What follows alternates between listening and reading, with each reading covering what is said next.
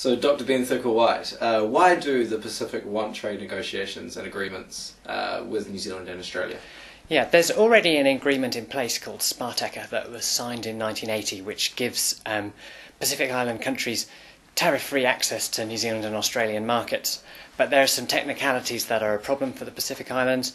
One of those is around food safety and biosecurity issues, which are particularly tight in New Zealand and Australia, and it makes it hard for them to export agricultural products. And the other big issue is rules of origin, which basically say that although products from the Pacific can come into New Zealand and Australia, that's only if the vast majority of that product originates in the Pacific. So it's hard for them, if they ship in raw materials for somewhere else, to then sell that product on. So there are some limitations.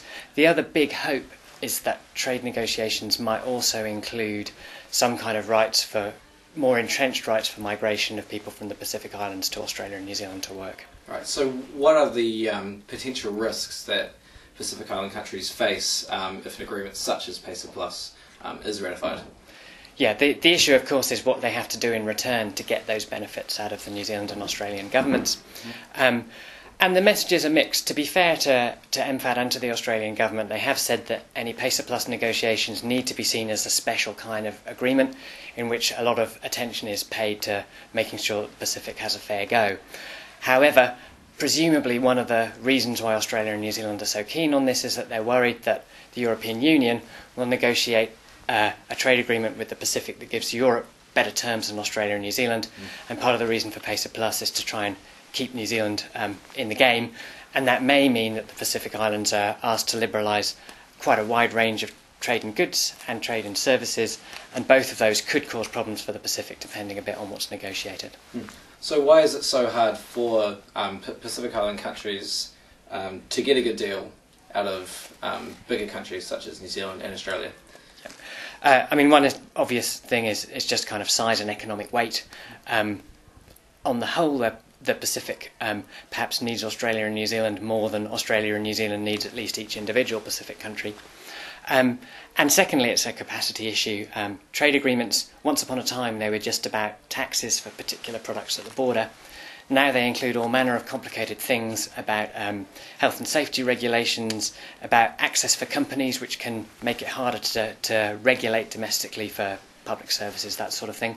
Basically, extreme complexity, and it's really difficult to know what the actual practical effect will be of a particular clause in a trade agreement.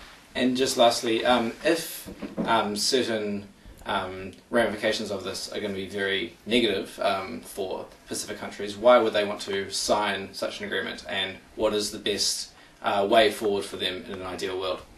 Yeah, I mean, I think in terms of submissions to MFAT, perhaps, for the processes going on, and that New Zealand government is open to submissions, one of the most important things is to make sure that there's proper funding for negotiation support through OCTA, which is set up as an independent body to help the Pacific countries negotiate a good deal out of PACER.